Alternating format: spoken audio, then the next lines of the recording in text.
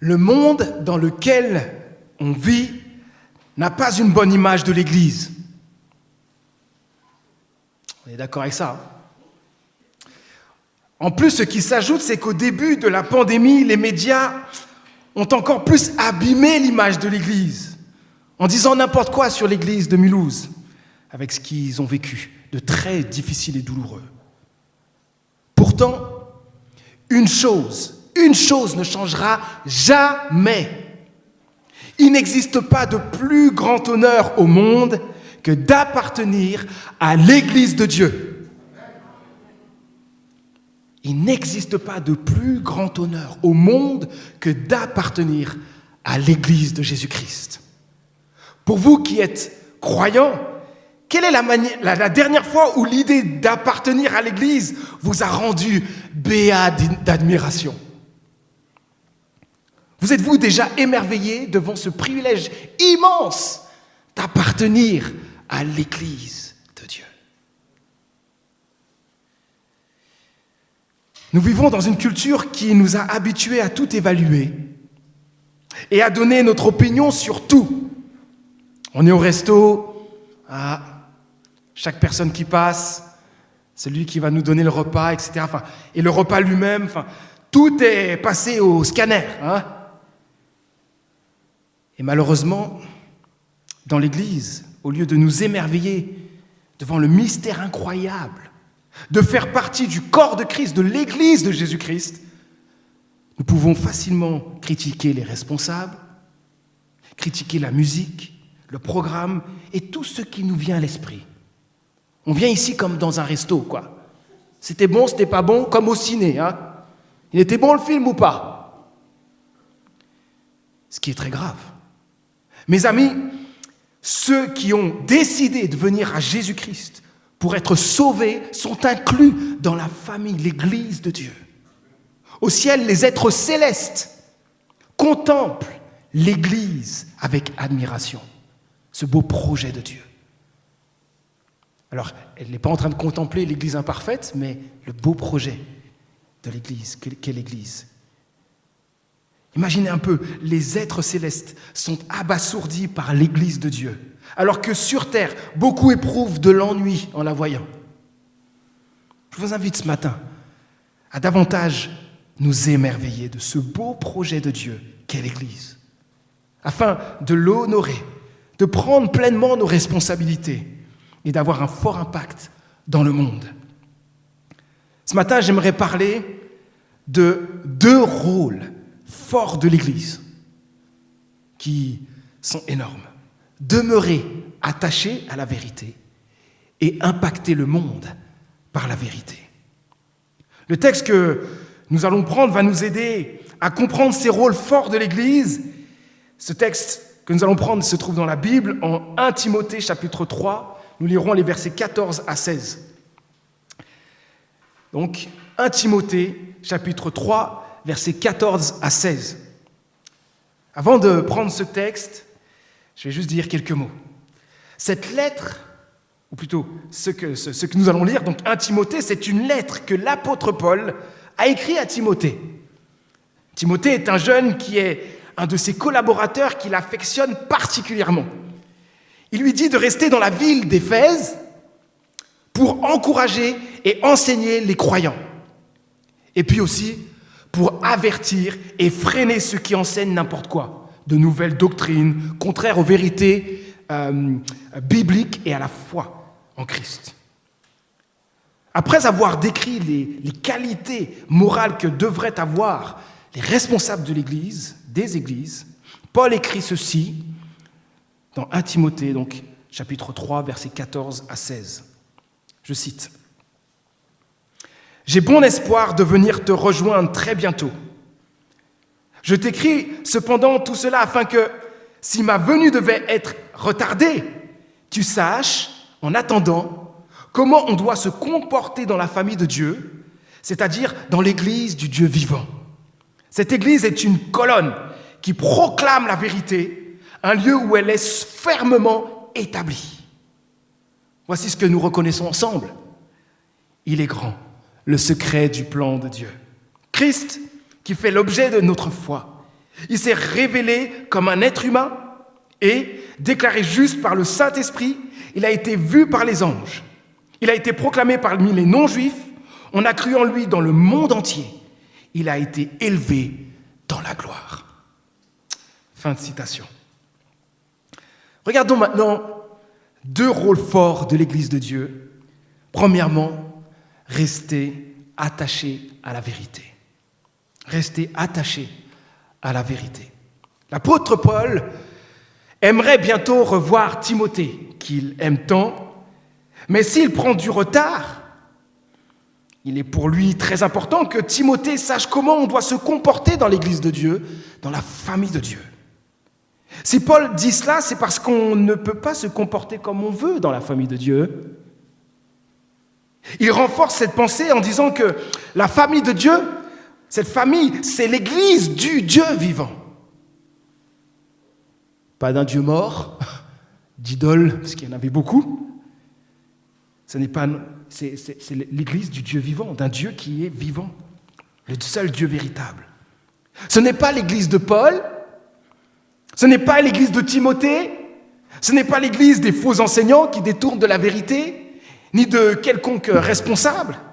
L'Église appartient à Dieu lui-même, et ce n'est que Dieu seul qui sait comment nous devons nous comporter dans son Église.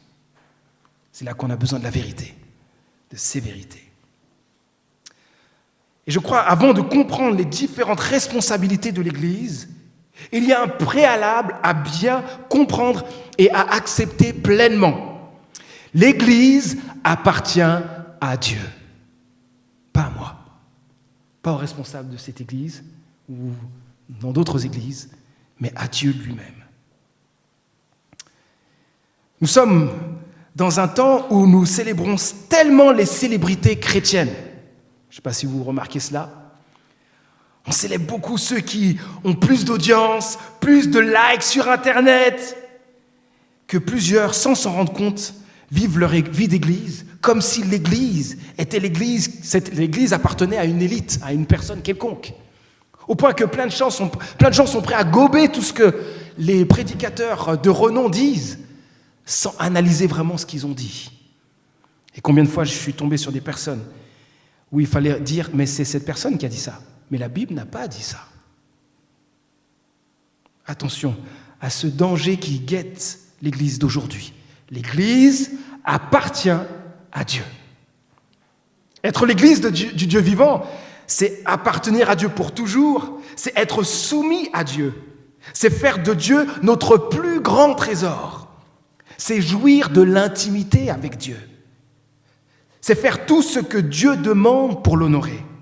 Être l'Église du Dieu vivant, c'est donner à Dieu un culte, non pas à notre manière, mais à la manière qui lui convient.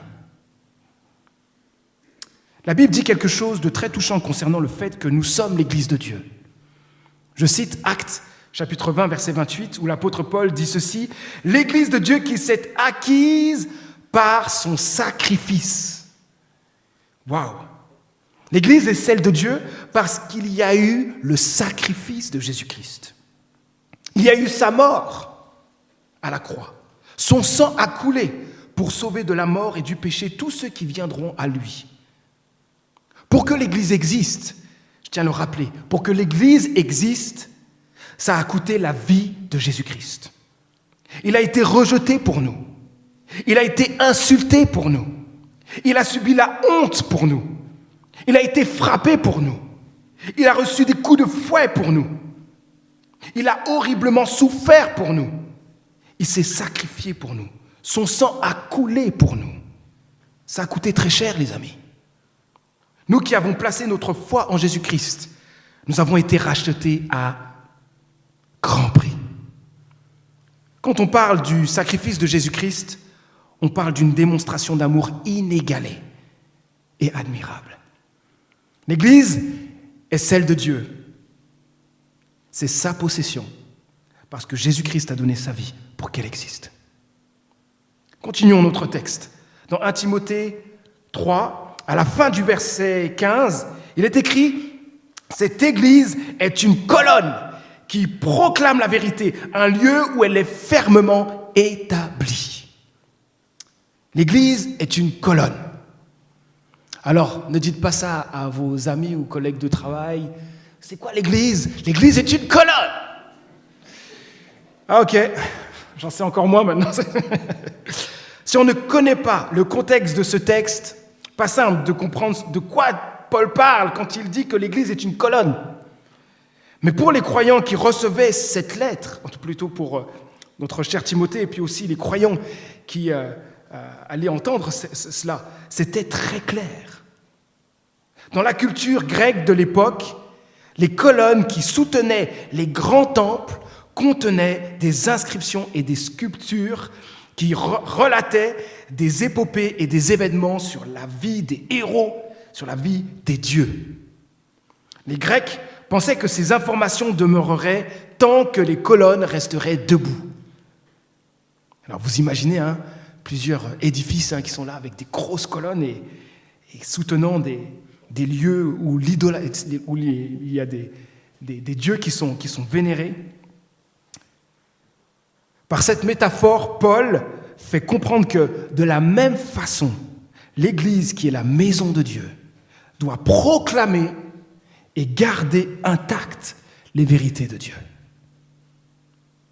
Mes amis, l'un des rôles forts de l'Église est d'être fermement établi dans la vérité, de rester attaché à la vérité de Dieu, de la soutenir, de la garder intacte.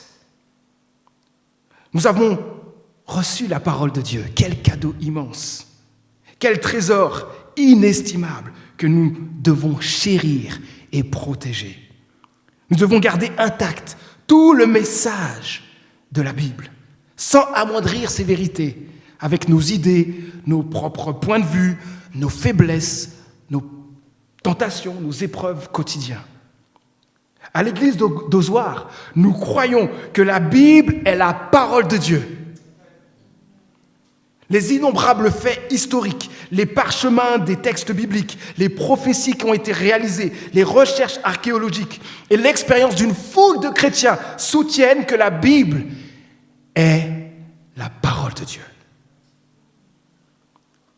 C'est en cela que nous croyons et nous devons demeurer fermes dans cette croyance-là, cette foi que la Bible est la parole de Dieu. Pour que l'Église reste attachée à la vérité, Dieu veut que chaque Église locale ait des responsables sérieux, qualifiés, reconnus par l'Église, qui auront clairement ce rôle d'enseigner et de prêcher toute la parole de Dieu le plus fidèlement possible. Ces responsables doivent aussi protéger l'Église contre tous les enseignements contraires à la Bible et à la bonne nouvelle de Jésus-Christ. Les responsables doivent parfois avertir l'Église contre certains enseignants ou certains enseignements et freiner ceux qui disent n'importe quoi dans l'Église. Tous les enseignements de l'Église doivent toujours être bibliques et centrés sur Jésus-Christ. Dès qu'on sort de cela, c'est un danger pour l'Église. Mon rôle en tant que pasteur n'est pas de donner des messages sur le développement personnel, le succès, la pensée positive ou tout autre sujet qui pourrait intéresser. Mon rôle en tant que pasteur, devant Dieu, parce que quand je prêche devant vous, je prêche avant tout devant Dieu. J'ai des comptes à rendre devant Dieu. La Bible dit que ceux qui enseignent seront jugés plus sévèrement. Mon rôle est de prêcher la Bible, la parole de Dieu. Ce que je dis peut paraître basique, mais plusieurs pasteurs ou enseignants ont abandonné la Bible pour ne prêcher que des choses qui intéressent les auditeurs. Vous entendrez certainement, peut-être vous entendez déjà, plusieurs qui, sur Internet, il y en a tellement, donc c'est facile à en trouver, et où vous entendez 2-3 mots de la Bible, puis après tout le reste, c'est tout autre chose. Et si certains utilisent la Bible, c'est juste pour appuyer ce qu'ils disent. Quand on en arrive là, on n'agit plus comme l'Église de Dieu, mais comme un club, un lieu de divertissement. Mais ce n'est pas l'Église. Le pasteur et les responsables de l'Église ne sont pas les seuls à devoir garder intactes les vérités de Dieu. Ce serait grave de penser cela. C'est aussi à nous tous ceux qui sont croyants. Nous avons tous la responsabilité de garder intactes les vérités de Dieu. Nous devons tous chercher à être le plus possible attachés à la vérité. Garder intactes les vérités de Dieu, ce n'est pas avoir une belle Bible et la garder dans un placard pour qu'aucune page ne soit abîmée. Le rôle de tout croyant est de lire la Bible, la méditer, l'étudier et la mettre en pratique dans sa vie. Je ne parle pas, quand je dis lire, je ne parle pas de lire la Bible de temps en temps, quand ça nous chante, ni de lire juste nos textes bibliques préférés, nos favoris. Je l'ai souvent dit à des personnes qui commencent dans la foi, faire cela, c'est déformer Dieu.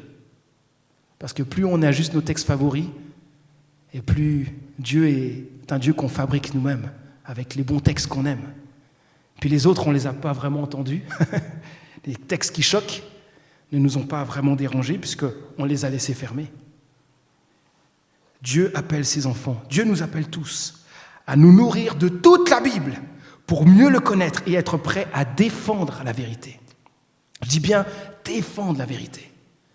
Nous devrons la défendre. Nous devons faire de façon à ce que tous nos choix et notre manière de vivre soient au diapason avec ce que la Bible dit.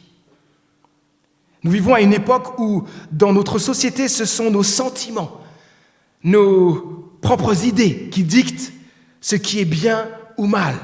Et l'Église n'en est pas épargnée. J'entends des chrétiens qui sont capables d'être juste dictés par le petit nez. Qu'est-ce que... Je vais par où là? Mais est-ce que tu sais ce que la Bible dit par rapport à ça? C'est la Bible elle-même qui doit nous dire ce qui est bien ou mal. Toute notre vie et nos choix doivent être soumis à la Bible. L'une de mes plus grandes craintes pour l'Église d'aujourd'hui, c'est qu'elle laisse de moins en moins à la Bible sa pleine autorité dans toute sa manière de vivre et dans toutes ses décisions. L'Église d'aujourd'hui peut si facilement être préoccupée par ce qui plaît ou ce qui fait plaisir aux autres, qu'elle peut se détourner de sa raison d'être et aussi de sa mission. Écoutez ce que la Bible dit dans 2 Timothée, chapitre 4, versets 3 à 4. Le temps viendra où les hommes ne voudront plus rien savoir de l'enseignement authentique. Oh, écoutez la suite. Au gré de leurs propres désirs, ils se choisiront une foule de maîtres, on pourrait dire de prédicateurs, à qui ils ne demanderont que de leur caresser agréablement les oreilles. Écoutez la suite. Ils détourneront l'oreille de la vérité pour écouter des récits de pures inventions. C'est la Bible qui dit ça. Ça, c'est ce qui se passe dans les derniers temps. Mes amis, ne soyons pas une église qui aime le plaisir plus que Dieu. Ne soyons pas une église qui rejette l'enseignement authentique de la Bible et qui préfère des messages qui caressent dans le sens du poil. Soyons plutôt une église qui est sans cesse préoccupée par ce qui fait plaisir à Dieu, au point d'accepter d'être repris par la parole de Dieu. Ah non, Manu, là, t'as été un peu trop dur là, ce matin. Ces prédications-là, il faut que tu les arrêtes. Je préfère quand tu prêches comme ci ou comme ça. Non. L'une des choses qui révèle une église mature et des chrétiens matures, c'est quand l'église, son désir, c'est son attachement à la parole de Dieu, et son désir grandissant de plaire à Dieu, non à sa manière, mais à la manière qui convient à Dieu. Dans une telle église, les croyants sont tellement préoccupés par ces questions. Est-ce que ce que nous faisons fait plaisir à Dieu? Que pouvons-nous faire pour honorer davantage notre Dieu? Que dit la Bible pour que nous puissions glorifier notre Dieu? Que dit la Bible? Comme le dit si bien notre association d'églises baptistes, on martèle souvent ces 3 mots. Que dit l'Écriture? Que dit l'Écriture? On retrouve cela dans Romains 4, verset 3. Voilà pourquoi toute la vie de l'Église doit sans cesse mettre à l'honneur la Bible pour glorifier Dieu. La Bible doit être présente partout, dans la jeune Église, dans le groupe de jeunes, dans les groupes de maison, dans la louange, dans la prédication, dans les préparations au baptême, préparations au mariage, dans les formations pour grandir dans notre foi, dans les visites, partout, la Bible doit être enseignée. Si vous faites partie de l'Église d'Ozoir, pour demeurer attaché à la parole de Dieu, nous vous encouragerons tout le temps fortement à lire en entier la Bible, à la méditer, à la mettre en pratique. Nous vous encouragerons aussi à faire du culte du dimanche et aussi d'un groupe de maison votre priorité dans votre planning, dans votre agenda. Cela pour votre croissance dans la foi. Et si vous ne l'avez pas encore fait, nous vous encourageons aussi à participer au cours fondement pour mieux comprendre les vérités, saisir les vérités principales de la Bible, pour mieux connaître Dieu, pour faire sa volonté, pour demeurer fermement attaché aux vérités de la parole de Dieu. Mes amis, en tant qu'Église de Dieu, nous devons rester attachés à la parole de Dieu. Nous devons la protéger. Deuxième rôle, impacter le monde par la vérité. Revenons à notre texte. L'apôtre Paul dit, dans 1 Timothée 3, verset 15, « Cette Église est une colonne qui proclame la vérité. » Une colonne n'était pas seulement employée pour soutenir une structure, mais souvent une colonne était érigée sur la place du marché et des avis y étaient placardés. Elle était donc un moyen de communication. L'Église doit mettre tellement en valeur la vérité que les gens doivent pouvoir dire quand ils la voient ou quand ils viennent dans les cultes, dans nos locaux. Nous avons entendu la Bible. Elle est prêchée, elle est appréciée, elle est élevée, elle est honorée, elle est obéie. À notre époque où la pandémie est encore présente, quels sont les lieux comme des colonnes où des inscriptions sont affichées à longueur de journée pour que tout le monde les voie? Quels sont ces lieux de communication? Il y en a beaucoup, hein? L'une des colonnes de notre époque, c'est les réseaux sociaux, Internet et ces réseaux sociaux, qui ont pris beaucoup d'ampleur à cause des confinements. C'était déjà énorme avant, mais là, c'est énorme. Presque tout le monde placarde ses pensées sur Internet à longueur de journée. Mais est-ce que nous croyons, nous le faisons pour proclamer la bonne nouvelle de Jésus-Christ? Pas sans sagesse, hein, parce qu'il y en a qui, on voit 36 000 choses, mais sans vraiment être sages dans ce qu'ils mettent. Est-ce que nous croyons, nous placardons, entre guillemets, notre réseaux sociaux par des vérités de la parole de Dieu? Les réseaux sociaux sont des lieux de divertissement, je pense que tout le monde le sait. Mais est-ce que vous vous êtes rendu compte qu'en même temps se mélangent les informations et l'actualité? C'est bizarre, non? On ne peut plus dire que les réseaux sociaux sont exclusivement des lieux de divertissement. Malheureusement, ce mélange n'aide pas parce que aujourd'hui, on est capable de se divertir avec de vraies informations. Des informations qui devraient nous faire pleurer, des informations qui devraient nous mettre en colère, des informations qui devraient nous amener à crier à Dieu, à prier. On se divertit avec tout et n'importe quoi aujourd'hui. Il y a une bagarre, tout le monde est là avec son smartphone, et les autres qui regardent rigolent derrière leur écran. C'est quoi cette histoire? Les gens se divertissent avec des scènes de violence, avec des scènes de sexe, avec des détresses humaines, mêlées aux informations, à des fake news qui sont tellement bien montées que les gens gobent tout cela. On ne sait plus quoi croire. Aujourd'hui, tout est mélangé et cela est très dangereux. Pourquoi? Parce que notre génération est de plus en plus façonnée par toutes ces choses inacceptables qu'elle regarde à longueur de journée. J'avais entendu quelqu'un qui disait qu'on ouvre nos smartphones plus de 400 fois par jour. Faites le test. Regardez, il y a des applications qui peuvent vous aider à regarder combien de fois vous regardez votre smartphone.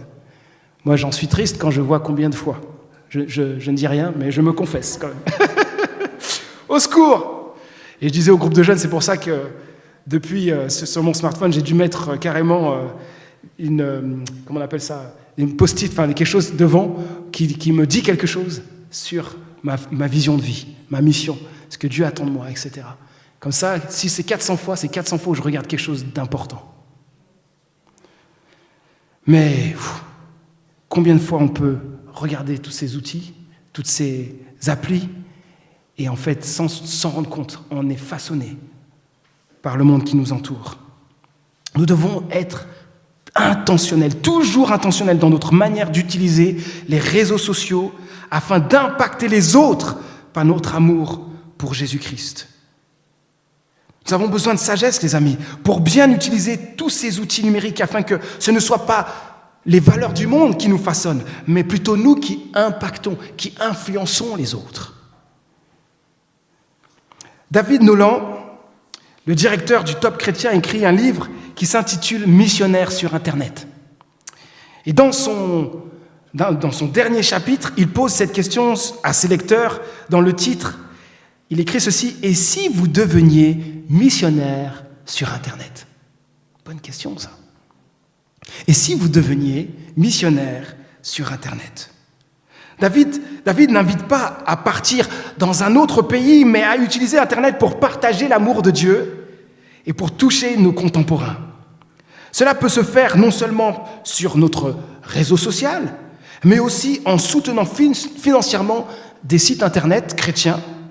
On peut aussi donner de notre temps, de nos talents, pour tout simplement concrètement aider un site ou plusieurs sites Internet chrétiens. Alors je nous pose la question ensemble, cette question que David pose, et si nous devenions tous missionnaires sur Internet ? Je crois que Dieu nous appelle à être missionnaires partout. Dans le dernier chapitre de son livre, David donne sa conviction concernant Internet et la propagation du message de l'Évangile. C'est assez étonnant comme il l'écrit. Je cite, « Je suis persuadé qu'Internet est comme un grand pays découvert récemment et qui est sans doute le dernier champ missionnaire à atteindre avant le retour de Jésus-Christ, le retour du Seigneur. » Et ensuite, il nous lance cette invitation et je vous invite à nous rejoindre pour vivre la plus belle aventure de la fin des temps. Mes amis, au-delà d'Internet, Jésus-Christ invite son Église à être le sel de la terre et la lumière du monde. En tant que sel, nous devons être une Église vivante qui donne de la saveur au monde, qui donne aussi envie de venir à Jésus-Christ et qui fait reculer le mal. En tant que lumière du monde, nous devons influencer, impacter le monde par le bien que nous faisons, afin que Dieu soit glorifié.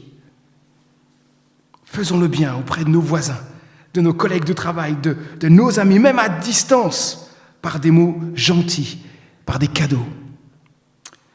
Un jour, j'étais à la maison et puis il faisait beau et on était avec les enfants à la maison. Fanny était partie quelques minutes et je vois j'ai un autre voisin qui m'appelle. Il me dit « Oui, est-ce que vous êtes à la maison? J'ai quelque chose à vous passer. » Ok, je lui dis « Oui, vous pouvez passer. » Alors, tout était ouvert, donc il est monté jusqu'en haut, il est arrivé, il est entré à la maison, et puis il arrive avec des gaufres.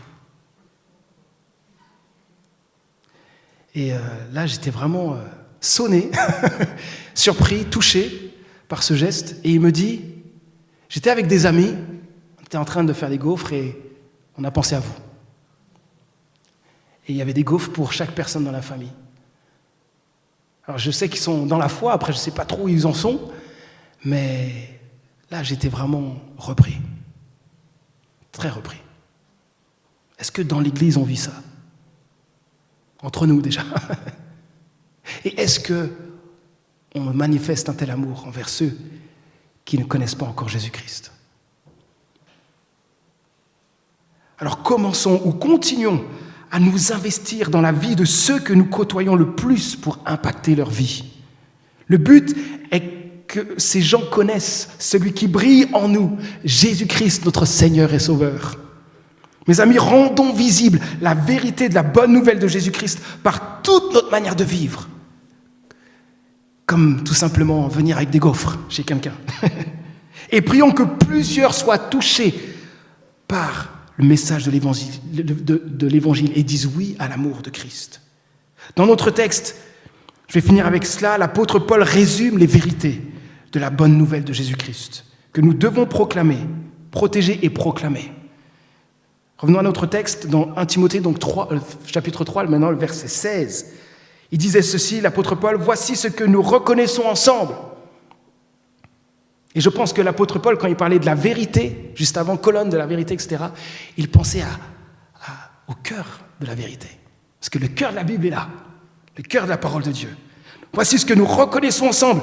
Il est grand le secret du plan de Dieu. Christ, qui fait l'objet de notre foi, il s'est révélé comme un être humain et déclaré juste par le Saint-Esprit. Il a été vu par les anges. Il a été proclamé parmi les non-juifs. On a cru en lui dans le monde entier. Il a été élevé dans la gloire. Ça, c'est le message de l'Évangile. Nous qui croyons en Jésus-Christ, protégeons et proclamons cette bonne nouvelle de Jésus-Christ. Jésus est venu sur la terre comme un être humain. Lui, Dieu, qui s'est fait homme. Il a mené une vie hors du commun car il n'a jamais péché. Il a été honoré par les anges et craint par les démons. Il a été proclamé au monde entier. Des foules ont cru et ont été sauvées. Et il a été élevé dans la gloire. Car après sa mort, il est ressuscité, il est allé à la droite de Dieu. Je conclus maintenant. L'Église appartient à Dieu. C'est sa possession parce que Jésus-Christ a donné sa vie pour qu'elle existe. On ne joue pas avec l'Église. Tous ceux qui demandent pardon pour leurs fautes vis-à-vis de Dieu et croient en Jésus-Christ reçoivent le pardon des péchés. Ils font partie de cette famille, la famille de Dieu pour l'éternité. Alors si vous faites partie de l'Église de Dieu, chaque jour quand vous vous réveillez, votre état d'esprit doit être « Que puis-je faire pour être plus attaché à la vérité et plaire à Dieu? Que puis-je faire pour impacter la vie de quelqu'un aujourd'hui ?» Que Dieu nous aide à vivre ce que nous avons vu ensemble. Je vais prier. Notre Dieu, il n'existe pas de plus grand honneur au monde que d'appartenir à ton Église, ta famille. Que nous ne nous arrêtions jamais de nous émerveiller devant cet immense privilège d'être tes enfants et que nous soyons toujours plus conscients de nos responsabilités. Notre Dieu, aide-nous à être toujours plus attachés à ta parole, à ne pas amoindrir tes vérités, mais à les vivre pleinement. Aide-nous à impacter le monde sur Internet et dans toutes nos relations par le puissant message de l'Évangile de Jésus-Christ. Oui, utilise-nous pour que des foules de personnes viennent à Jésus-Christ, pour avoir ce qu'il y a de plus précieux au monde. Toi, notre Dieu, pour l'éternité. Amen.